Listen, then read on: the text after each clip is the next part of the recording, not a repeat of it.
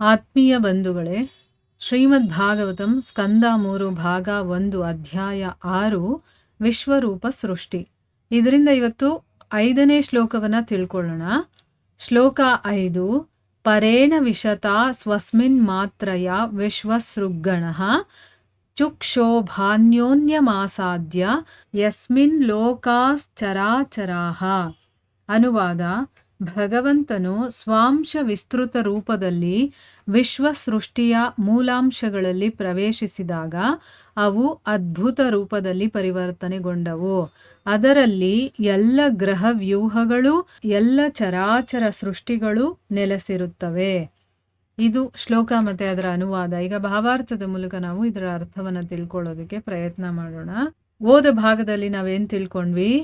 ಭಗವಂತನ ಅಪೇಕ್ಷೆಯ ಹಾಗೆ 23 ಮೂಲ ತತ್ವಗಳು ಕಾರ್ಯಪ್ರವೃತ್ತವಾಗುತ್ತೆ. ಆಗ ಅತ್ಯದ್ಭುತವಾದಂತಹ ವಿರಾಟ್ ರೂಪ ಅಥವಾ ಭಗವಂತನ ವಿಶ್ವರೂಪ ಅನ್ನುವಂಥ ಶರೀರ ಉಂಟಾಯಿತು. ಇದರ ಬಗ್ಗೆ ನಾವು ತಿಳ್ಕೊಂಡ್ವಿ. ಈಗ ಈ ಶ್ಲೋಕದಲ್ಲಿ ಏನು ಹೇಳ್ತಾ ಇದ್ದಾರೆ? ಭಗವಂತ ತನ್ನನ್ನು ತಾನು ಸ್ವಾಂಶ ವಿಸ್ತೃತ ರೂಪದಲ್ಲಿ ವಿಶ್ವ ಸೃಷ್ಟಿ ಇದೆಯಲ್ಲ, ಅದರ ಮೂಲಾಂಶಗಳು ಏನಿದೆಯೋ ಅದರ ಒಳಗಡೆ ಪ್ರವೇಶ ಮಾಡಿದಾಗ ಅವೆಲ್ಲ ಅದ್ಭುತ ರೂಪದಲ್ಲಿ ಪರಿವರ್ತನೆಗೊಳ್ಳುತ್ತೆ. ಈಗ ಅವೆಲ್ಲ ಸುಮ್ಮನೆ ಇತ್ತು, ಭಗವಂತ ಅದರ ಒಳಗಡೆ ಪ್ರವೇಶ ಮಾಡಿದ ತಕ್ಷಣ ಅವೆಲ್ಲ ಕಾರ್ಯಪ್ರವೃತ್ತ, ಅಂದರೆ ಅದರದ್ದೊಂದು ಅದ್ಭುತವಾದಂತಹ ರೂಪಗಳು ಸೃಷ್ಟಿಯಾಗುತ್ತೆ. ಅದರಲ್ಲಿ ಎಲ್ಲ ಗ್ರಹವ್ಯೂಹಗಳು, ಎಲ್ಲ ಚರಾಚರ ಸೃಷ್ಟಿಗಳು ಕೂಡ ನೆಲೆಸಿರುತ್ತೆ ಅಂತ ಈ ಶ್ಲೋಕದಲ್ಲಿ ಹೇಳ್ತಾ ಇದ್ದಾರೆ. ಈಗ ಭಾವಾರ್ಥದಲ್ಲಿ ಗುರುಗಳೇನು ಹೇಳಿದ್ದಾರೆ ಅಂತ ತಿಳ್ಕೊಳ್ಳೋಣ. ವಿಶ್ವಸೃಷ್ಟಿಯ ಮೂಲಾಂಶಗಳೆಲ್ಲವೂ ಜಡವಾದುವು. ಅವುಗಳಲ್ಲಿ ಭಗವಂತನು ಸ್ವಾಂಶದಿಂದ ಪ್ರವೇಶ ಮಾಡದಿದ್ದರೆ ಅದಕ್ಕೆ ಗಾತ್ರದಲ್ಲಿ ಹೆಚ್ಚಳ ಮಾಡಿಕೊಳ್ಳಲು ಶಕ್ತಿ ಇರುವುದಿಲ್ಲ. ಇದರ ಅರ್ಥವೇನೆಂದರೆ, ಆಧ್ಯಾತ್ಮಿಕ ಸ್ಪರ್ಶವಿಲ್ಲದೆ ಜಡವಸ್ತುವು ಹಿಗ್ಗಲಾರದು ಅಥವಾ ಕುಗ್ಗಲಾರದು. ಜಡವಸ್ತುವು ಚೇತನದಿಂದಲೇ ಉತ್ಪತ್ತಿಯಾದುದು. ಅದು ಹಿಗ್ಗುವುದು ಚೇತನ ಶಕ್ತಿಯ ಸ್ಪರ್ಶದಿಂದ ಮಾತ್ರ. ನೋಡಿ, ಇಲ್ಲಿ ತುಂಬ ನಾವು ತಿಳ್ಕೋಬೇಕಾಗಿರುವಂಥ ವಿಷಯಗಳನ್ನು ಹೇಳ್ತಾ ಇದ್ದಾರೆ. ಈಗ ಈ ವಿಶ್ವ ಸೃಷ್ಟಿಯ ಮೂಲಾಂಶಗಳಿದೆಯಲ್ಲ, ಅಂದರೆ ಈ ಐಹಿಕ ಜಗತ್ತಲ್ಲಿ ಏನೇನು ಮೂಲಾಂಶಗಳಿದೆಯೋ ಅವೆಲ್ಲ ಜಡವಸ್ತುಗಳೇನೆ. ಐಹಿಕ ಪ್ರಪಂಚ ಅಂತಂದ್ರೇ ಜಡವಸ್ತುಗಳು.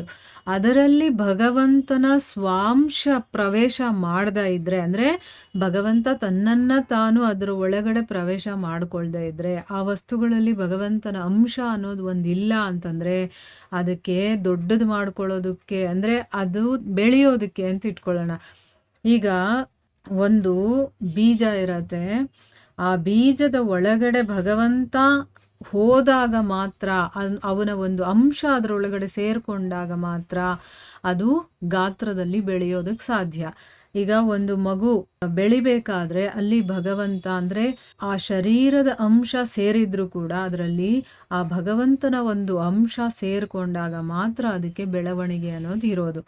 ಸೊ ಈಗ ನಮಗೆ ಅರ್ಥ ಆಯ್ತಲ್ವಾ? ಈ ಐಹಿಕ ಪ್ರಪಂಚದಲ್ಲಿ ಏನೇ ಇದ್ರೂ ಕೂಡ ಅದೆಲ್ಲ ಜಡವಸ್ತುಗಳೇನೆ.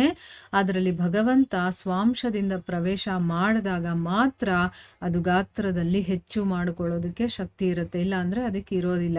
ಇದರ ಅರ್ಥ ಏನು ಅಂತಂದರೆ, ಆಧ್ಯಾತ್ಮಿಕದ ಸ್ಪರ್ಶ ಇಲ್ಲದೆ ಜಡವಸ್ತು ಹಿಗ್ಗೋದು ಇಲ್ಲ, ಕುಗ್ಗೋದು ಇಲ್ಲ.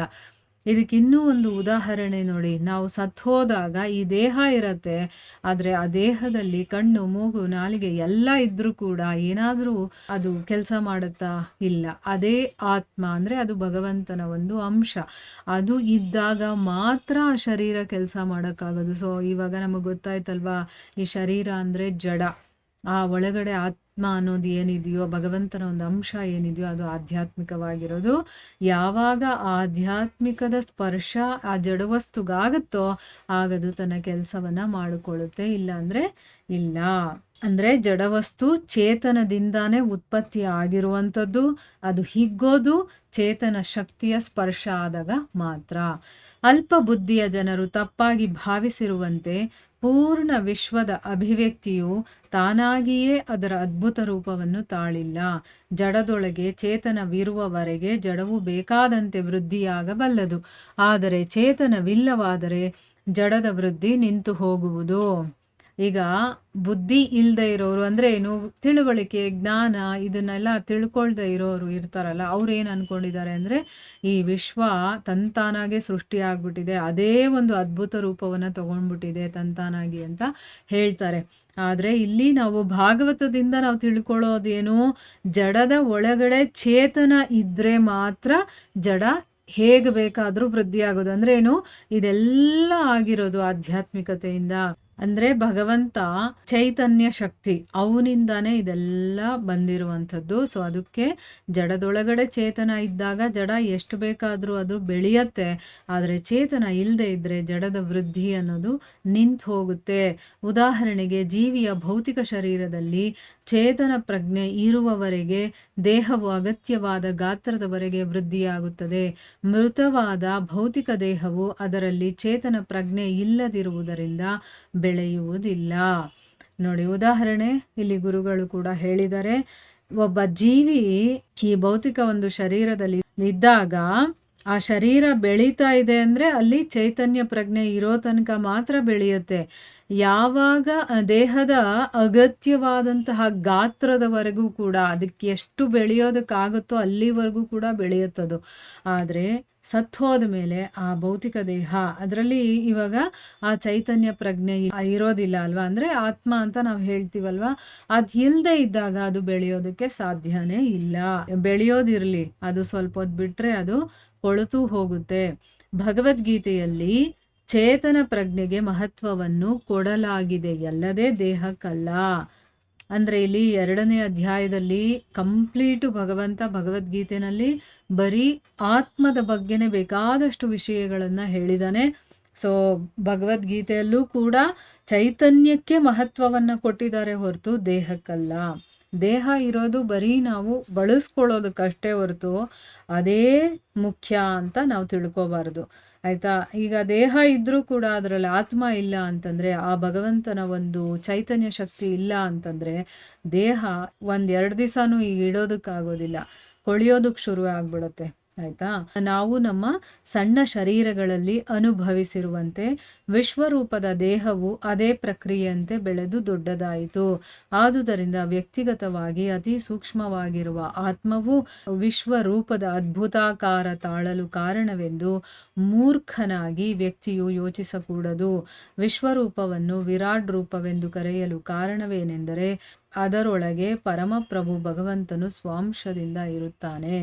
ಈಗ ಇಲ್ಲೇನು ಹೇಳ್ತಾ ಇದ್ದಾರೆ ಅಂತಂದರೆ, ಈಗ ನಾವು ನಮ್ಮ ಈ ಒಂದು ಶರೀರದಲ್ಲಿ ಅನುಭವಿಸ್ತೀವಿ ಏನು, ವಿಶ್ವರೂಪದ ದೇಹ ಅದೇ ರೀತಿ ಬೆಳೆದು ದೊಡ್ಡದಾಗೋಯ್ತು. ಅಂದರೆ ಭಗವಂತನ ಆ ವಿಶ್ವರೂಪ ಇದೆಯಲ್ಲ, ಅದು ಹೇಗೆ ಬೆಳೆದು ದೊಡ್ಡದಾಯಿತೋ ಈ ದೇಹ ಕೂಡ ತಂತಾನಾಗೆ ಹಾಗೆ ಬೆಳೆದು ದೊಡ್ಡದಾಯಿತು. ಅದಕ್ಕೋಸ್ಕರನೇ ಈ ಒಂದು ವ್ಯಕ್ತಿಗತ ಅಂದರೆ ಒಬ್ಬೊಬ್ಬ ಜೀವಿ ಇರುತ್ತಾನಲ್ಲ, ಅದು ಅತಿ ಸೂಕ್ಷ್ಮವಾಗಿರುವಂಥ ಆತ್ಮ ಇದೆಯಲ್ಲ, ಅದು ಕೂಡ ವಿಶ್ವರೂಪದ ಅದ್ಭುತಾಕಾರ ತಾಳೋದಕ್ಕೆ ಕಾರಣ ಅಂತನ್ಬಿಟ್ಟು ಯಾರಿಗೆ ತಿಳುವಳಿಕೆ ಇರೋದಿಲ್ವೋ ಅಂಥ ವ್ಯಕ್ತಿ ಯೋಚನೆ ಮಾಡ್ತಾನೆ. ಆ ರೀತಿ ಯೋಚನೆ ಮಾಡಬಾರ್ದು. ವಿಶ್ವರೂಪವನ್ನು ವಿರಾಟ್ ರೂಪ ಅಂತ ಯಾಕೆ ಕರೆದಿದ್ದಾರೆ ಅಂತಂದರೆ ಅದರ ಒಳಗಡೆ ಭಗವಂತ ಸ್ವಾಂಶದಿಂದ ಇರ್ತಾನೆ, ಅವನೇ ತನ್ನ ಸ್ವಾಂಶದ ಮೂಲಕ ಅಲ್ಲಿರ್ತಾನೆ. ಅದರ ಜೀವಿಗಳೆಲ್ಲ ಅವನ ಒಂದೊಂದು ಕಿಡಿಗಳು, ಒಂದೊಂದು ಚಿಕ್ಕ ಅಂಶ ಅಷ್ಟೇನೆ, ಆಯಿತಾ. ಸೊ ಈ ಒಂದು ಶರೀರ ಹೇಗೆ ಬೆಳೆದು ದೊಡ್ಡದಾಗುತ್ತೋ ಅದೇ ರೀತಿ ಅದು ಅಂತ ಆ ರೀತಿಯೆಲ್ಲ ನಾವು ತಪ್ಪಾಗಿ ಅರ್ಥ ಮಾಡ್ಕೊಂಡ್ಬಿಡ್ತೀವಿ. ಆದರೆ ಅಲ್ಲಿ ಭಗವಂತ ಸ್ವಾಂಶದಿಂದ ಇರ್ತಾನೆ ಅನ್ನೋದನ್ನ ಇಲ್ಲಿ ಹೇಳ್ತಾ ಇದ್ದಾರೆ. ವಿರಾಟ್ ರೂಪ ಅನ್ನೋದು ಭಗವಂತನ ಒಂದು ಅಂಶ, ಅವನೇ ಒಂದು ಅಂಶವಾಗಿ ಅದರೊಳಗಡೆ ಇದ್ದಾನೆ ಅಂತ ಅರ್ಥ. ಸೊ ಈ ರೀತಿ ಇಲ್ಲಿ ಅರ್ಥ ಮಾಡ್ಕೋಬೋದು. ಇಲ್ಲಿಗೆ ನಾವು ನಿಲ್ಲಿಸೋಣ. ಹರೇ ಕೃಷ್ಣ.